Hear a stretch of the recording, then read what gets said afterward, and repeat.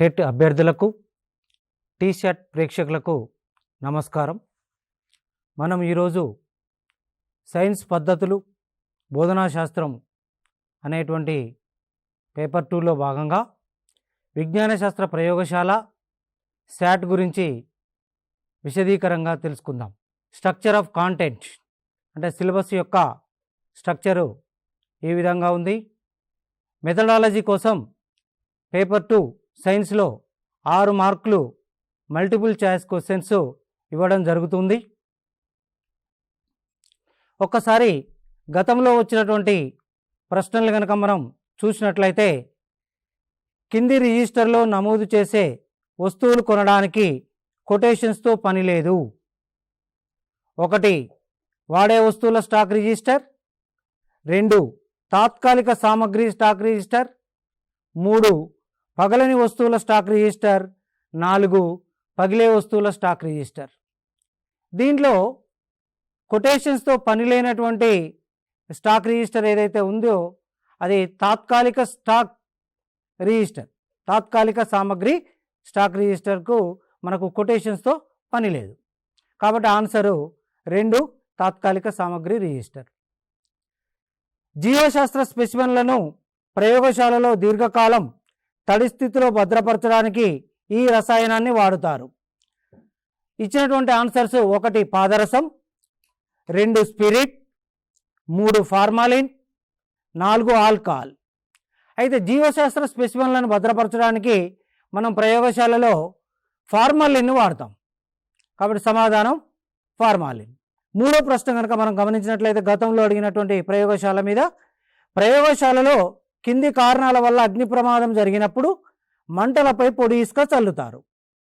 1వ ఆన్సరు విద్యుత్ మంటలు, 2వది సులభంగా నిప్పు అంటుకునే ద్రవాలు, 3వది సాధారణంగా మండే వస్తువులు, 4 లోహం నుండి వచ్చే మంటలు. అయితే మనం ప్రయోగశాలలో ఇసుక చల్లేది లోహం నుండి వచ్చే మంటలపై మాత్రమే ఇసుక చల్లుతాం. కాబట్టి సమాధానము 4 ఈ ప్రశ్నకు. ఒకసారి మనం విజ్ఞాన శాస్త్ర ప్రయోగశాలను గురించి అవగాహన చేసుకుందాం. విజ్ఞాన శాస్త్ర ప్రయోగాలకు, నిరూపణలకు నేర్చుకోవడం ద్వారా అభ్యసనం, ప్రత్యక్ష అభ్యసనం అనే భావనలకు ముఖ్య భూమికగా నిలుస్తూ ప్రక్రియా నైపుణ్యాలను, ప్రకల్పనలను రుజువు చేసే వేదికే విజ్ఞాన శాస్త్రం. అంటే మనం ప్రయోగశాలలో కేవలం నిరూపణలు చేస్తూ ఉంటాం.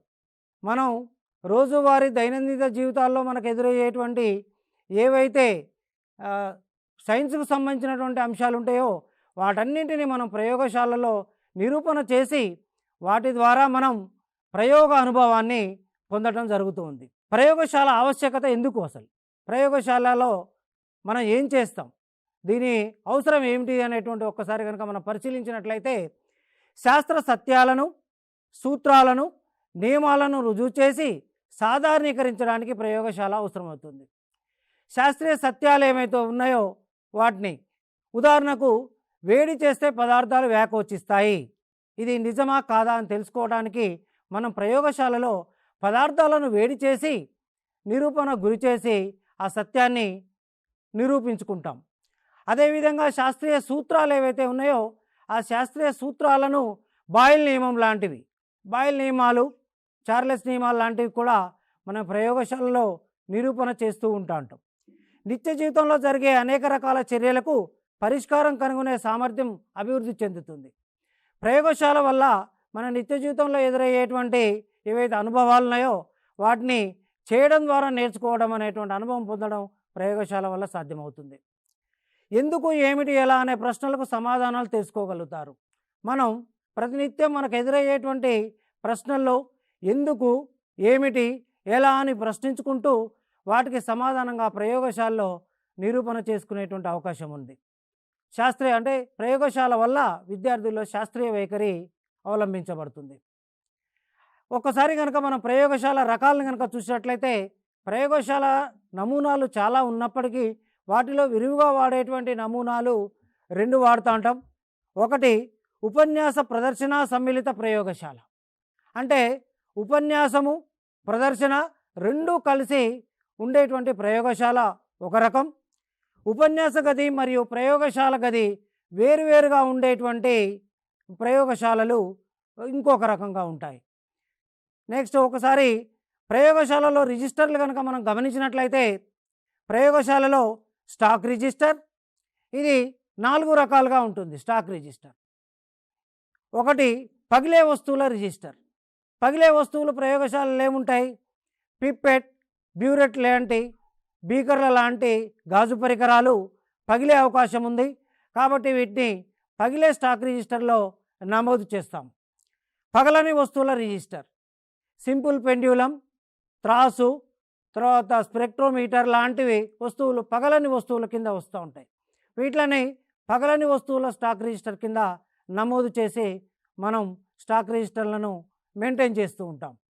రోజువారీ వాడే వస్తువుల రిజిస్టర్, మనం ప్రయోగాలు నడిచేటప్పుడు ఆ రోజు ఉపయోగించేటువంటి ప్రయోగ వస్తువులు ఏమైనా ఉంటే ఆ రోజువారీ రిజిస్టర్లో ఈ ప్రయోగ వస్తువుల్ని వ్రాస్తూ ఉంటాం. తాత్కాలిక సామగ్రి స్టాక్ రిజిస్టర్, తాత్కాలికంగా మనం ఆ ప్రయోగానికి అనువుగా మనం తాత్కాలికంగా ఉపయోగించేటువంటి ప్రయోగశాల పరికరాలను తాత్కాలిక స్టాక్ రిజిస్టర్లో నమోదు చేస్తాం. ఇది గతంలో ఈ ఈ టాపిక్ పైన ప్రశ్న రావడం జరిగింది. ఈ రిజిస్టర్కు కొటేషన్స్తో పని లేదు. కొనుగోలు రిజిస్టర్, మనకు ప్రయోగశాలకు అవసరమైనటువంటి కొనుగోలు సామగ్రిని చేసుకోవడానికి, ఇండెంట్ చేసుకోవడానికి కొనుగోలు రిజిస్టర్లో ఈ ప్రయోగ వస్తువుల్ని నమోదు చేస్తూ ఉంటాం. వస్తు అవసరాలను సూచించే రిజిస్టర్, మనకు ప్రయోగశాలకు అవసరమయ్యే వస్తువులు ఏముంటాయి, ఇప్పుడు ఉండబడేటువంటి వస్తువుల యొక్క నిల్వలకు అనుగుణంగా కొత్త వస్తువుల్ని కొనుగోలు చేయడం కోసం ఈ రిజిస్టర్ని మెయింటైన్ చేస్తాం.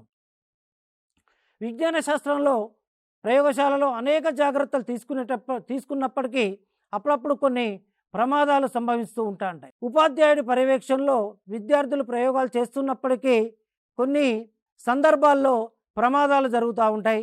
ఆ ప్రమాదాలు జరిగినప్పుడు తీసుకోవాల్సినటువంటి జాగ్రత్తలు ఏమున్నాయి అవి ఒక్కసారి మనం పరిశీలిద్దాం.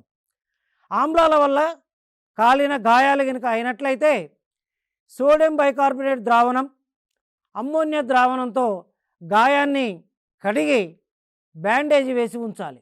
ఒక్కసారి ఆమ్లాల వల్ల మనం సోడియం బైకార్బోనేట్, అమ్మోనియా ద్రావణంతో ఒక ట్రీట్మెంట్ చేయాల్సి ఉంటుంది. ఆమ్లాల వల్ల కలిగితే క్షారాల వల్ల కలిగిన గాయాలు, ఒకవేళ కాలిన గాయాన్ని శుభ్రమైన నీటితో కడిగి ఎస్టిక్ ఆమ్ల ద్రావణం, సిట్రిక్ ద్రావణంతో కడిగి గ్లీజరిన్ పూత పూయాలి.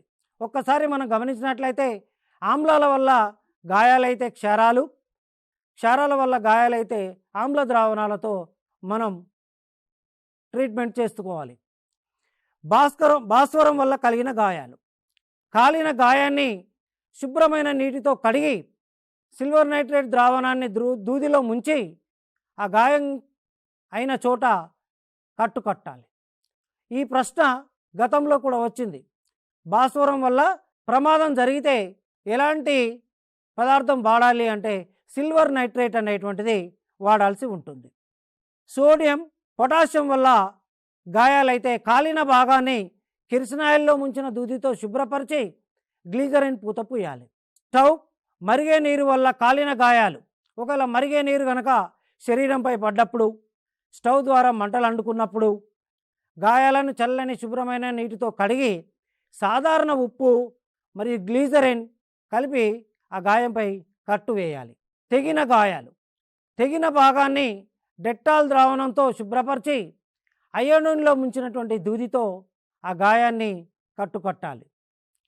ఒకవేళ అకస్మాత్తుగా ఏమైనా విషపూరిత ద్రావణాలు మింగినప్పుడు వ్యక్తికి కావలసినంత నీటిని తాగించి తర్వాత milk of magnesia, lime water తాగించాలి.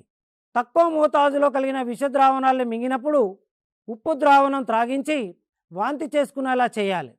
అంటే ఆ త్రాగినటువంటి విషపూరిత ద్రావణాలు బయటకు వచ్చే విధంగా చేయాలి. విషపూరిత వాయువులు పీల్చినప్పుడు ఆ వ్యక్తికి అమ్మోనియాని పీల్చమని చెప్పాలి. ఎలక్ట్రిక్ షాక్ గురైనప్పుడు షాక్ గురైనటువంటి వ్యక్తిని విద్యుత్ సరఫరాకు దూరంగా ఉంచేటట్లు చర్యలు తీసుకోవాలి. తర్వాత గాలి ఎక్కువగా వచ్చేటువంటి ప్రదేశంలో ఆ వ్యక్తిని ఉంచి మనం అతనికి ఎక్కువ విశ్రాంతిని ఇవ్వాలి. దుస్తులపై ఆమ్లాలు పడినప్పుడు అమ్మోనైట్ హైడ్రాక్సైడ్ ద్రావణంతో శుభ్రపరచాలి. దుస్తులపై క్షారాలు పడినప్పుడు ఎస్టిక్ ఆమ్లం ద్రావణంతో శుభ్రపరచాలి. శరీర భాగాలకు మంటలు అంటుకున్నప్పుడు బ్లాంకెట్ సాయంతో ఆ వ్యక్తిని కంపి మంటలు ఆర్పివేయాలి. చెక్క వస్తువుల గనక ప్రయోగశాలలో ఏమైనా ప్రమాదం సంభవించినట్లయితే ఇప్పుడు నీటి సహాయంతో ఆ యొక్క చెక్క వస్తువులపై ఉండేటువంటి మంటలను ఆర్పివేయాలి. కాగితం లాంటి వస్తువులు కనుక మంటలు అంటుకున్నప్పుడు కార్బన్ డైఆక్సైడ్ వాయువు, మనకు అందుబాటులో ఉన్నటువంటి ఫైర్ ఎక్స్టింగ్విషర్లో ఉన్నటువంటి కార్బన్ డైఆక్సైడ్ వాయువుతోటి ఆ కాగితపు వస్తువుల మంటల్ని ఆర్పివేయాలి. ఒక్కసారి కనుక మన ప్రయోగశాలపై గత ప్రశ్నాపత్రాల్లో వచ్చినటువంటి ప్రశ్నలు కనుక మనం పరిశీలించినట్లయితే ప్రయోగశాల సూచనా పత్రం నందు ఉండనవసరం లేని సమాచారము: 1. ఎవరు ప్రయోగం చేయవలను. 2. ప్రయోగ పరికరాల ప్రయోజనము. 3. ప్రయోగం చేయు పద్ధతి. 4. అనుసరించాల్సినటువంటి జాగ్రత్తలు. అయితే ఒక్కసారి కనుక మనం పరిశీలించినట్లయితే పరికరాల ప్రయోజనం గురించి తెలియజేస్తాం, ప్రయోగ పద్ధతి గురించి తెలియజేస్తాం, అనుసరించాల్సిన జాగ్రత్తల గురించి తెలియజేస్తాం. కానీ ఎవరు ప్రయోగం చేయాలి అనే విషయం మాత్రం మనం తెలియజేయం. కాబట్టి ఆన్సర్ ఎవరు ప్రయోగం చేయవలను అనేటువంటిది ఈ ప్రశ్నకు ఆన్సర్. ఒక ప్రయోగశాలలో జరిగిన ప్రమాదమునకు ప్రథమ చికిత్సగా ఉపాధ్యాయుడు కాలిన గాయాన్ని శుభ్రమైన నీటితో కడిగి సిల్వర్ నైట్రేట్ ద్రావణాన్ని దూదిలో ముంచి గాయమైన చోట ఉంచి కట్టుబెట్టాడు. ఇది ఏ రకమైన ప్రమాదం? మనం ఇంతకుముందు సిల్వర్ నైట్రేట్ ద్రావణం దేనికి అంటే ఏ వస్తువుల వల్ల కలిగిన ప్రమాదానికి ఉపయోగిస్తాం అని గతంలో చదువుకున్నాం. 1 ఆన్సర్ ఆమ్లాల వల్ల జరిగిన ప్రమాదం, క్షారాల వల్ల జరిగిన ప్రమాదం, భాస్వరం వల్ల జరిగిన ప్రమాదం, సోడియం పొటాషియం వల్ల జరిగిన ప్రమాదం. దీనికి ఆన్సర్ సిల్వర్ నైట్రేట్ ద్రావణాన్ని మనం భాస్వరం వల్ల కలిగిన గాయాలకు మాత్రం పైపుతగా ఉపయోగిస్తాం.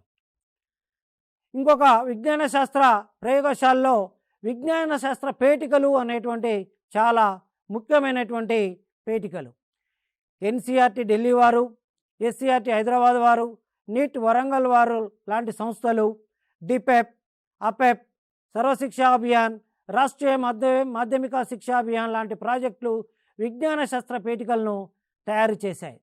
అసలు వీటి యొక్క ఉద్దేశం, విజ్ఞాన శాస్త్ర పేటికలు అంటే ప్రయోగశాలలు అందుబాటులో లేనటువంటి పాఠశాలలో ఈ విజ్ఞాన శాస్త్ర పేటికలను వాడుకొని ప్రయోగశాలకు అనుబంధంగా ప్రత్యామ్నాయంగా వీటిని వాడుకోవచ్చు. అంటే విద్యార్థుల్లో ప్రక్రియ నైపుణ్యాలను పెంపొందించడానికి ఈ విజ్ఞాన శాస్త్ర పేటికలు అవసరమవుతాయి. ప్రయోగశాలకు ప్రత్యామ్నాయంగా వీటిని వాడతాం. విజ్ఞాన శాస్త్ర పేటిక యొక్క లాభాలు: దీనిలో ఉపయోగించే వస్తువులు సులభంగా లభిస్తాయి మరియు తక్కువ ఖర్చుతో సేకరించవచ్చు. విజ్ఞాన శాస్త్ర పేటికలో లో కాస్ట్ నో కాస్ట్ మెటీరియల్ అందుబాటులో ఉంటుంది. ఎందుకంటే మన ఇండ్లలో లభించేటువంటి సూది నుంచి మొదలు పెడితే దారాలు, మూతలు, సీసప్ గోళీలు లాంటి వస్తువులు కూడా ఈ విజ్ఞాన శాస్త్ర పేటికలో బోధనాభ్యాసన సామాగ్రిగా మనం ఉపయోగించుకోవచ్చు. ఈ పేటికలను సులభంగా ఒక చోటు నుండి మరొక చోటుకి తీసుకువెళ్ళచ్చు. అంటే ఈ పెట్టెను ఒక పాఠశాల నుంచి మరొక పాఠశాలకు తరలించే వీలు ఉంటుంది, లేదా ఒక గదిలో నుండి మరో గదిలోకి తీసుకెళ్ళి కూడా ఈ యొక్క శాస్త్ర ప్రయోగాలు నిర్వహించుకునేటువంటి అవకాశం ఈ పేటికల ద్వారా ఉంది. విద్యార్థులు స్వయంగా కృత్యాలు నిర్వహించడానికి అనుకూలంగా ఉంటాయి. కృత్యాలు ప్రయోగశాల పేటికలను ఉపయోగించి చేసుకోవడానికి అనువుగా ఈ పేటికలు ఉంటాయి. ప్రయోగశాలకు ప్రత్యామ్నాయంగా ఈ పేటికలను ఉపయోగించుకోవచ్చు. ఒక్కసారి గతంలో ఈ సైన్స్ కిట్ మీద వచ్చినటువంటి ప్రశ్నను పరిశీలిస్తే విజ్ఞాన శాస్త్ర పేటికలకు సంబంధించి క్రింది వారిలో సరికానిది: 1. ఈ పేటికలు చిన్న ప్రయోగశాలలుగా పనిచేస్తాయి. ప్రయోగశాల లేని పాఠశాలలో ఈ పేటికలు ఉపయుక్తంగా ఉంటాయి. ఎక్కడికైనా సులభంగా తీసుకుని వెళ్ళడానికి అనువుగా ఈ పేటికలు రూపొందించబడ్డాయి.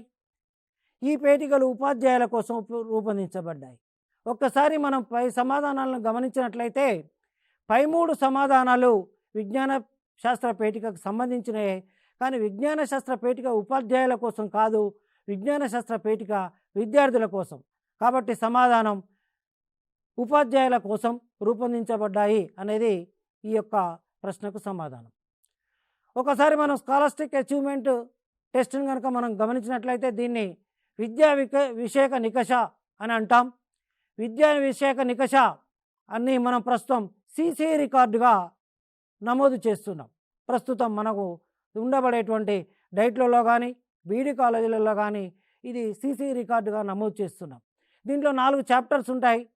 ఒకటి నిరంతర సమగ్ర మూల్యాంకనం మొదటి చాప్టర్, రెండవ చాప్టర్ నిర్మాణాత్మక మూల్యాంకనం, ప్రణాళిక, నిర్వహణ, planning and administration of formative evaluation, మూడవ చాప్టర్ సంగ్రహణాత్మక మూల్యాంకనం, ప్రణాళిక, నిర్వహణ, planning and administration of summative evaluation, నాలుగో చాప్టర్ సాంఖ్యక శాస్త్ర విశ్లేషణ, స్టాటిస్టికల్ ఎనాలిసిస్. నిరంతర సమగ్ర మూల్యాంకనం చాప్టర్ 1 కనుక మనం ఒకసారి పరిశీలించినట్లయితే మూల్యాంకనం, భావన, అర్థము మరియు రకాల గురించి చూద్దాం. అసలు మూల్యాంకనం అంటే ఫస్ట్ నికష అంటే ఏంటంటే ఏదైనా ఒక లక్ష్యాలను ఉపయోగించుకొని ఉపాధ్యాయుడు ఒక టాపిక్కి సంబంధించినటువంటి ప్రశ్నాపత్రం తయారు చేస్తే దాన్ని నికష అంటాం. పరీక్ష అంటే నికషల యొక్క అంటే 2 లేదా 3 నికషల యొక్క సమాహారాన్ని మనం పరీక్ష అంటాం. నికష అనేది ఉదాహరణకు 8 సెట్ అనేది నికషగా భావిస్తాం. ఇంటర్మీడియట్ ఎగ్జామినేషన్ కావచ్చు, బిఎడ్ ఎగ్జామినేషన్ కావచ్చు, ఎస్ఎస్సి ఎగ్జామినేషన్ అనేటువంటివి కూడా గ్రూప్ ఆఫ్ టెస్ట్స్ కిందికి వస్తూ ఉంటాయి. కాబట్టి దీంట్లో 6, 4, 5 ప్రశ్నపత్రాలు ఉంటాయి. కాబట్టి దాన్ని ఎగ్జామినేషన్ అంటే ఎస్ఎస్సి ఎగ్జామినేషన్ అంటూ ఉంటాం. నెక్స్ట్ మెజర్మెంట్, మాపనం అంటే ఒక పరీక్షకు లేదా నికషకు సంఖ్యాత్మకమైన విలువనివ్వడాన్నే మాపనం అంటాం. మాపనాన్ని వ్యాఖ్యానించడాన్నే మనం మూల్యాంకనం అంటాం. నిరంతర సమగ్ర మూల్యాంకనం మనం గత పాఠ్యాంశాల్లో నిరంతర సమగ్ర మూల్యాంకనం గురించి మనం కూలంకుషంగా తెలుసుకోవడం జరిగింది. దాంట్లో నిర్మాణాత్మక మూల్యాంకనం, సంగ్రహణాత్మక మూల్యాంకనం గురించి మనం తెలుసుకోవడం జరిగింది. విద్యా ప్రమాణాలు అనేటువంటి వాటిపైన అంటే మన పాఠశాలలో మన బోధనకు ఉపయోగించేటువంటి అకాడమిక్ స్టాండర్డ్స్ గురించి కూడా మనం గత పాఠ్యాంశాల్లో తెలుసుకోవడం జరిగింది. ఉత్తమ నికష యొక్క లక్షణాలు. ఉత్తమ నికషకు ఉండాల్సినటువంటి లక్షణాలు: 1 సప్రమాణత, విశ్వసనీయత, లక్ష్యాత్మకత, ఆచరణాత్మకత, సమగ్రత, ఉపయోగకరం. సప్రమాణత అంటే ఒక పరీక్ష కానీ ఒక నికష కానీ ఏ లక్ష్యాలను ఉద్దేశించి అయితే తయారు చేయబడినదో ఆ లక్ష్యాలను కనుక పరీక్షించినట్లయితే ఆ నికషకు సప్రమాణత కలిగి ఉంది, వ్యాలిడిటీ కలిగి ఉంది అని మనం చెప్పవచ్చు. విశ్వసనీయత, ఒక పరీక్షాపత్రాన్ని ఒక పరీక్షకుడు అంటే ఒక గణకుడు ఎన్నిసార్లు గణించినా ఒకే మార్కు రావాలి, లేదా వేరు పరీక్షకులు వేరు గణకులు అదే ప్రశ్నాపత్రాన్ని కనుక వాల్యుయేషన్ చేసినట్లయితే ఒకే రకమైనటువంటి మార్కులు దాదాపుగా వచ్చినట్లయితే ఆ ప్రశ్నాపత్రానికి విశ్వసనీయత, రిలయబిలిటీ ఉంది అని మనం చెప్పవచ్చు. లక్ష్యాత్మకత అంటే ఇక లక్ష్యాలకు సంబంధించింది కాదు, దీన్ని ఇంగ్లీష్ వెర్షన్లో మనం ఖచ్చితంగా చూడాల్సిన అవసరం ఉంది. ఆబ్జెక్టివిటీ అంటే వ్యక్తినిష్టత కలిగి ఉండరాదు. అంటే ఆ పత్రాన్ని దిద్దేటువంటి ప్రశ్నకుడు లేదా ఎగ్జామినర్ ఏమైనా తన యొక్క భావాలను చొప్పించే విధంగా ప్రశ్నాపత్రం ఉండకూడదు. వ్యక్తినిష్టతకు తావు లేకుండా ఉండడాన్నే మనం లక్ష్యాత్మకత, ఆబ్జెక్టివిటీ అంటూ ఉంటాం. ఆచరణాత్మకత, ప్రాక్టికబిలిటీ. అయితే ఒక ప్రశ్నాపత్రము ఏ లక్ష్యాలను ఉద్దేశించింది, ఏ విద్యా ప్రమాణాలు ఉన్నాయి, ఏ కాఠిన్య స్థాయి ఉంది అనే అంశాలను దృష్టిలో పెట్టుకొని అన్ని అంశాలకు సరిపోయే విధంగా ఉంటే ఆ ప్రశ్నాపత్రం ఆచరణాత్మకత ఉంది అని మనం చెప్పవచ్చు. అంటే వివిధ రకాల భారత్వాల్ని మనం ఇక్కడ నమోదు చేసే అవకాశం ఉంది. సమగ్రత, కాంప్రహెన్సివ్నెస్. అయితే టోటల్గా కాలము, సమయము, నిడివి ఆ పరీక్షకు ఏదైతే కేటాయించబడ్డాయో ఆ నిడివి కాలంలోనే ఆ పరీక్షాపత్రం పూర్తి కావడం, అంటే ప్రశ్నాపత్రాన్ని ఏ సందర్భంలోనైనా వినియోగించడానికి అవకాశం ఉండడాన్నే మనం ఆ ప్రశ్నాపత్రానికి ఉండబడేటువంటి లక్షణంగా, సమగ్రతా లక్షణంగా మనం చెప్పవచ్చు. ఇంకొకటి ఉపయోగకరం, లాస్ట్ వన్ యూటిలిటీ. అంటే ఈ ప్రశ్నాపత్రము విద్యార్థి భావి జీవితానికి ఏ విధంగా ఉపయోగపడుతుంది, అతనిలో ఏ విధమైనటువంటి ప్రవర్తన మార్పులను తీసుకొచ్చే విధంగా ఉంటుంది అనేటువంటిది కూడా ఈ యొక్క నికషకు ఉండాల్సినటువంటి మరో ముఖ్యమైన లక్షణం. ఇవి ఉత్తమ నికష యొక్క లక్షణాలు. గతంలో ఈ యొక్క టాపిక్ పైన అడిగినటువంటి టెట్ ప్రశ్నను కనుక మనం గమనించినట్లయితే, ఒక పరీక్ష యొక్క ఖచ్చితత్వాన్ని మరియు సామర్థ్యాన్ని బహిర్గతపరిచే లక్షణము 1 విశ్వసనీయత, సమగ్రత, సప్రమాణత, వ్యాఖ్యానుకూలత అనేటువంటి ఆల్టర్నేటివ్స్లో సప్రమాణత అనేటువంటిది, అంటే ఒక పరీక్ష యొక్క ఖచ్చితత్వాన్ని తెలుసుకోవటం, లక్ష్యాలకు అనుగుణంగా ఉందో లేదో తెలుసుకోవడానికి మనం సప్రమాణత అనేటువంటి లక్షణంగా మనం భావిస్తూ ఉంటాం. ఉపాధ్యాయ నిర్మిత పరీక్షలు మరియు ప్రామాణిక నిర్మిత పరీక్షలు. ఉపాధ్యాయ నిర్మిత పరీక్షలు 3 రకాలు. 1 మౌఖిక పరీక్షలు, 2 రాత పరీక్షలు, 3 ప్రయోగ పరీక్షలు. మౌఖిక పరీక్షలను కనుక మనం గమనించినట్లయితే విద్యార్థి యొక్క భాషా సామర్థ్యాన్ని, తర్వాత అవగాహన స్థాయిని పరీక్షించడానికి మనకు మౌఖిక పరీక్షలు ఉపయోగపడతాయి. రాత పరీక్షలు మాత్రం, రాత పరీక్షలు విద్యార్థుల యొక్క వ్రాత నైపుణ్యాన్ని వెలికితీయడానికి ఉపయోగపడతాయి. వ్రాత పరీక్షల్లో రకాలు ఈ క్రింది రకాలు ఉన్నాయి. 1 వ్యాసరూప ప్రశ్నలు, లఘు సమాధాన ప్రశ్నలు, అతి స్వల్ప సమాధాన ప్రశ్నలు. వ్యాస ప్రశ్నలు వ్యాస రూపంలో 15 నుంచి 20 వాక్యాలు ఉండేటువంటి జవాబు ఉంటుంది. 5 నుంచి 10 మార్కులు ఉండే అవకాశం ఉంది. లఘు సమాధాన ప్రశ్నలు 2 నుంచి 8 వాక్యాల్లో ఉండేటువంటి, దీన్ని 2 మార్కుల నుంచి 4 మార్కులు ఉండే అవకాశం ఉంది. అతి లఘు సమాధాన ప్రశ్నలు 1 వాక్యము లేదా 1 పదం నుంచి సమాధానం వచ్చేటువంటి ప్రశ్నలు ఇవి. ఇవి 1 మార్కు ఉండేటువంటి అవకాశం ఉంది. నెక్స్ట్ లక్ష్యాత్మక ప్రశ్నలు, ఆబ్జెక్టివ్ క్వశ్చన్స్. ఆబ్జెక్టివ్ క్వశ్చన్స్లో బహుళైచ్ఛిక ప్రశ్నలు, మల్టిపుల్ చాయిస్ క్వశ్చన్స్, జతపరచడం, మ్యాచ్ ద ఫాలోయింగ్స్, పూరక ప్రశ్నలు అంటే fill in the blanks, true and false, master matchings, వర్గీకరణ ప్రశ్నలు, క్లాసిఫికేషన్, వర్గీకరణ చేయడం, సాదృశ్య ప్రశ్నలు, వరుస క్రమానికి సంబంధించినటువంటి ప్రశ్నలు ఉండడం జరుగుతుంది. ఇవి రాత పరీక్షలు, రాత పరీక్షల్లోని రకాలు. గతంలో ఈ యొక్క టాపిక్ పైన అడిగినటువంటి ప్రశ్నలు కనుక మనం గమనించినట్లయితే, ఈ రకమైన ప్రశ్నలతో కూడిన ప్రశ్నాపత్రం తయారు చేయట సులభం. 1 వ్యాసరూప ప్రశ్నలు, 2 వర్గీకరణ ప్రశ్నలు, 3 లఘు సమాధాన ప్రశ్నలు, 4 బహుళైచ్ఛిక ప్రశ్నలు. అయితే ప్రశ్నాపత్రంలో వ్యాసరూప ప్రశ్నలను తయారు చేయటం చాలా సులభం. ఎందుకంటే ఇవి తక్కువ సమయంలో ఎక్కువ విషయాన్ని గ్రహించడానికి అవకాశం ఉంది. కాబట్టి ప్రశ్నాపత్రంలో కూడా ఇవి తక్కువ ప్రశ్నలు ఉంటాయి. కాబట్టి వ్యాసరూప ప్రశ్నలు ఈ ప్రశ్నకు జవాబు. విద్యార్థుల యొక్క నిష్పాదన అంటే పర్ఫార్మెన్స్ని మనం మార్కుల రూపంలో కాకుండా విద్యార్థుల యొక్క పోటీతత్వాన్ని పెంచడం మరియు వారిలో సుహృద్భావ సహకార భావన అంటే నిరుత్సాహం గురి కాకుండా ఉండడం కోసం మార్కులు, ర్యాంకుల జాబితా కాకుండా గ్రేడింగ్ విధానం తీసుకురావడం జరిగింది. సిసి ప్రకారం ప్రస్తుతం గ్రేడింగ్లు ఈ విధంగా ఉన్నాయి. 91 నుంచి 100 వస్తే A1, 81 నుంచి 90 వస్తే A2, 71 నుంచి 81 మార్కులు వస్తే B1, 61 నుంచి 70 వస్తే B2, 51 నుంచి 61 వస్తే C1, 41 నుంచి 50 వస్తే C2, 35 నుంచి 40 వస్తే D, 0 నుంచి 34 వస్తే ఈ గ్రేడ్గా తీసుకోవడం జరుగుతుంది.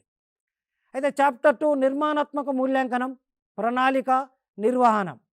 మనం గతంలో ఈ టాపిక్ పైన మనం ఈ అంశం పైన కులంకుశంగా చూడటం జరిగింది. ఒక్కసారి ఈ యొక్క చూస్తే విద్యార్థులు ప్రతిస్పందన, భాగస్వామ్యానికి 10 మార్కులు, రాత పరీక్షకు 10 మార్కులు, ప్రాజెక్టు పనికి 10 మార్కులు, స్ట్రిప్ టెస్ట్కు 10 మార్కులు, టోటల్ 50 మార్కులు.